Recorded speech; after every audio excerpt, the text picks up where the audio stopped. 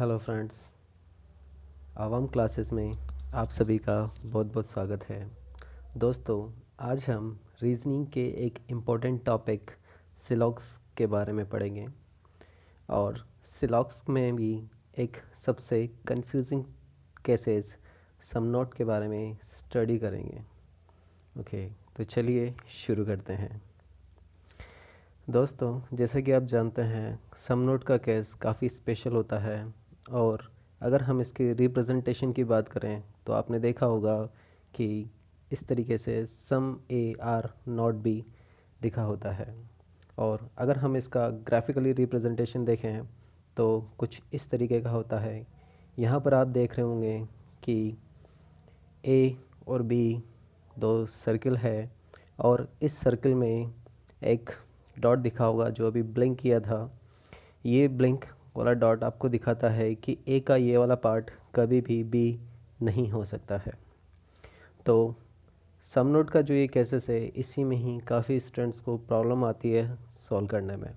तो आज मैं आपको एक ऐसा तरीका बताने जा रहा हूँ जिसके ज़रिए आपकी ये सम नोट की जो प्रॉब्लम है वो काफ़ी हद तक कम हो जाएगी। तो दोस्तों, फ्यूचर में अगर कभी भी आपके पास सम नोट का कोई कंक्लूज़न आता है तो आप उसको ऑल प्लस पॉसिबिलिटी में चेंज कर लेंगे। यानी कि अगर आपके पास लिखा है some A are not B, तो आप उसको चेंज कर लेंगे all A being B is a possibility. यानी कि आपको कुछ नहीं करना, जो भी हमारे पास सब्जेक्ट और ऑब्जेक्ट हैं वहाँ पर ऑल प्लस पॉसिबिलिटी ऐड कर देनी है। बट इसमें आपको ध्यान रखने वाली बात यह है कि अगर आपकी ऑल प्लस पॉसिबिलिटी ट्रू होती है, यानी कि अगर आप सभी ए को बी में ले जा पा रहे हैं, यानी कि अगर ये पॉसिबिलिटी अगर आपकी ट्रू हो रही है तो आपका सम नोट वहाँ पर फॉल्स होगा। और अगर आप ये पॉसिबिलिटी नहीं बना पा रहे हैं, यानी कि वो जो पॉसिबिलिटी है वो अगर फॉल्स हो जाती है, तो आपका सम नोट का केसेस जो है वो ट्रू होगा। यानी कि ये एक दूसरे के अपोजिट होते हैं। तो आई होप आपको ये बात समझ में आई होगी। इसको अच्छी तरीके से समझने के लिए हम कुछ एग्जांपल्स लेते हैं और एग्जांपल के ज़रिए समझते हैं कि कैसे हम सम नोट को ऑल प्लस पॉसिबिलिटी में कन्वर्ट कर सकते हैं। तो हमारे पास फर्स्ट एग्जांपल है। इस एग्जांपल में हम कुछ स्टेटमेंट्स लेते हैं। यहाँ पर हमने देखा कुछ स्टेटमेंट है हमारे पास, जैसे कि some A are B and some B are C and no C is D. इसका ग्राफिकल रिप्रेजेंट आप देख रहे हैं। यहाँ पर सम ए और बी, यानी ए और बी के बीच में सम का रिलेशन है, तो उसको हम इस तरीके से रिप्रेजेंट करते हैं। बी और सी के बीच में भी सम का रिलेशन है और लास्ट सी और डी के बीच में नो का रिलेशन है, तो इस तरीके से हम उसको रिप्रेजेंट कर रहे हैं। अगर हम कंक्लूज़न की बात करें तो हमारा जो फर्स्ट कंक्लूज़न है उसमें लिखा है some B are not D. तो वापस से हमारे पास सम नोट का केसेस है और जैसा कि मैंने अभी आपको बताया कि कहीं भी अगर आपको सम नोट नज़र आ जाए तो उसको चेंज कर लेंगे ऑल प्लस पॉसिबिलिटी। यानी इसको मैं पढ़ सकता हूँ all B being D is a possibility. यानी कि सभी के सभी जो बी हैं क्या वो डी के अंदर जा सकते हैं। तो हम कोशिश करेंगे सभी के सभी बी को डी के अंदर ले जाने की।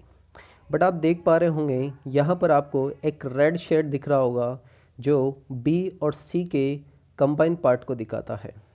यानी कि अगर मैं सभी के सभी जो बी है उसको अगर मैं डी के अंदर लेके जाऊँगा तो हम मेरा ये जो सी वाला पार्ट है, सी का कुछ जो पार्ट है ये भी डी के अंदर जाएगा।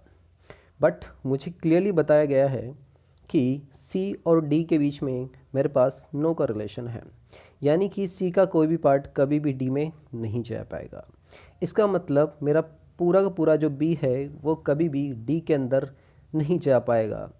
अगर मेरे पास ये पॉसिबिलिटी गलत होगी, यानी कि मैं इसको ट्रू साबित नहीं कर पा रहा, तो मेरा सम नोट जो है वो क्या हो जाएगा, ट्रू हो जाएगा। यानी कि जस्ट इसका अपोजिट, जैसे ही आपकी पॉसिबिलिटी गलत हो जाती है तो वहाँ पर सम नोट का कैसेस क्या हो जाता है, ट्रू हो जाता है। आई होप आपको ये चीज़ समझ में आई होगी।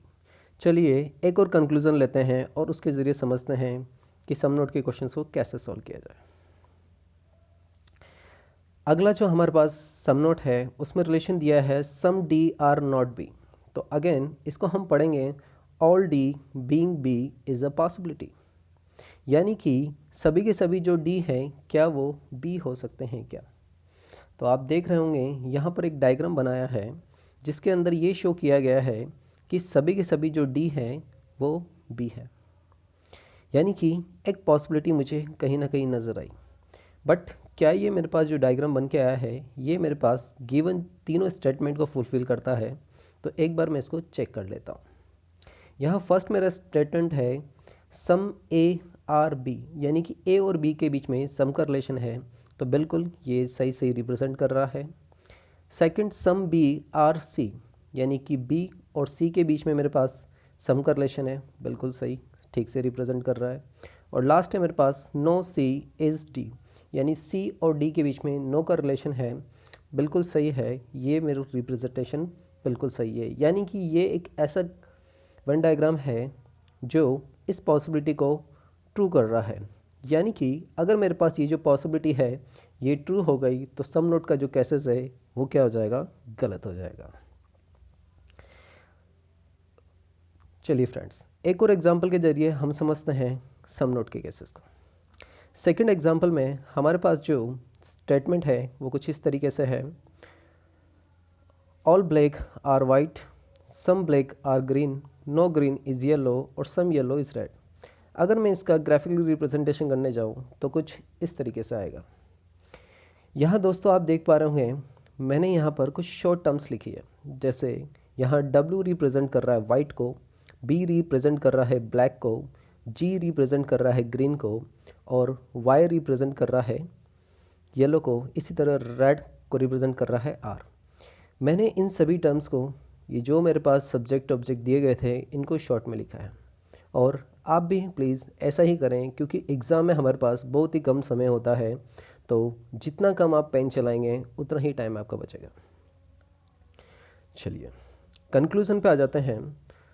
तो हमारा फर्स्ट जो कंक्लूज़न है वो दिया गया है सम येलो आर नॉट ब्लैक, यानी कि येलो और ब्लैक के बीच में सम नोट का कंक्लूज़न है। तो सम नोट जहाँ भी दिखेगा हम उसको ऑल प्लस पॉसिबिलिटी में कन्वर्ट कर लेंगे, यानी कि all yellow being black is a possibility. तो ट्राई करते हैं क्या सभी जो येलो है क्या वो ब्लैक में जा सकते हैं, यानी कि ऐसा कोई डायग्राम पॉसिबल है जो मेरे इन सभी के सभी स्टेटमेंट को ट्रू साबित करें, और ये जो पॉसिबिलिटी है all yellow being black is a possibility, यानी कि सभी येलो ब्लैक हो जाए, इसको भी ट्रू कर दे। तो मैंने डायग्राम बनाने की कोशिश की और मुझे इस तरीके का डायग्राम नज़र आया। यहाँ पर सभी जो येलो हैं वो ब्लैक हो चुके हैं, और गिवन जो मेरे पास चारों स्टेटमेंट है उसको भी ये फुलफ़िल कर रहा है। इसका मतलब मेरी जो पॉसिबिलिटी है वो यहाँ पर ट्रू होती है, और जैसे ही पॉसिबिलिटी ट्रू हो जाती है मेरा सम नोट जो है वो गलत हो जाएगा। चलिए एक और एग्जांपल के ज़रिए हम और भी इसको क्लियर करते हैं कि सम नोट को और किस ईजी वे में कैसे समझ सकते हैं। अगला जो मेरे पास स्टेटमेंट है उसमें लिखा है no Maruti is Brezza, no Brezza is Swift, some Baleno are Swift, यानी कि मारुति और ब्रेजा के बीच में नो का रिलेशन है। तो मारुति और ब्रेजा के बीच में हमने नो का रिलेशन दे दिया। अगेन ब्रेजा और स्विफ्ट के बीच में भी नो का रिलेशन है, तो ब्रेजा और स्विफ्ट के बीच में हमने नो का रिलेशन दे दिया। लास्ट बेलेनो और स्विफ्ट के बीच में हमारे पास सम का रिलेशन है, तो यहाँ पर बेलेनो और स्विफ्ट के बीच में हमने सम का रिलेशन दे दिया।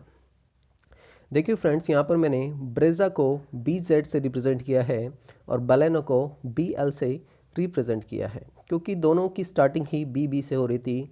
आप भी अपनी सहूलियत के हिसाब से एग्ज़ाम में शॉर्ट टर्म्स यूज़ कर सकते हैं। कंक्लूज़न की बात करें तो कंक्लूज़न मुझे दिया गया है सम बेलेनो आर नॉट ब्रेजा। वापस से हमारे पास बेलेनो और ब्रेजा में सम नोट का कंक्लूज़न है, तो जहाँ भी मुझे सम नोट नज़र आएगा मैं इसको कन्वर्ट कर लूँगा ऑल प्लस पॉसिबिलिटी, यानी कि all Baleno being Brezza is a possibility, यानी कि सभी के सभी जो बेलेनो है क्या वो ब्रेजा के अंदर जा सकते हैं। तो मैं देखूँगा जब भी मैं पूरे बेलेनो को ब्रेजा के अंदर ले जाने की कोशिश करूँगा, तो ये स्विफ्ट वाला जो पार्ट है जो आप देख रहे हैं रेड शेडेड पार्ट, जो कि स्विफ्ट और बलेनो का कॉमन पार्ट है, ये भी ब्रेज़ा के अंदर जाएगा। बट मुझे क्लियरली मेंशन है कि ब्रेज़ा और स्विफ्ट के बीच में नो कोरिलेशन है, यानी कि स्विफ्ट का कोई से भी पार्ट उठ के ब्रेज़ा के अंदर नहीं जा सकता है। यानी कि मैं बिल्कुल श्योर हो चुका हूँ कि पूरा जो बलेनो है वो कभी भी ब्रेज़ा के अंदर नहीं जाएगा। यानी कि मेरे पास ये पॉसिबिलिटी क्या हो गई, गलत हो गई। और जैसे ही मेरी पॉसिबिलिटी गलत होगी, मेरा जो सम नोट है वो सही हो जाएगा। ओके फ्रेंड्स, तो मैं आशा करता हूँ आपको मेरा ये वीडियो पसंद आया होगा। और सम नोट की जो कंडीशन थी, जिसमें काफ़ी लोगों को प्रॉब्लम्स होती है समझने में कि किस तरीके से इसके क्वेश्चंस किए जाए, आपको ये समझ में आ गया होगा। ओके, तो अगर आपको मेरा वीडियो पसंद आया है तो प्लीज़ लाइक करें and subscribe my channel. Thank you for watching. मिलते हैं अगले वीडियो में।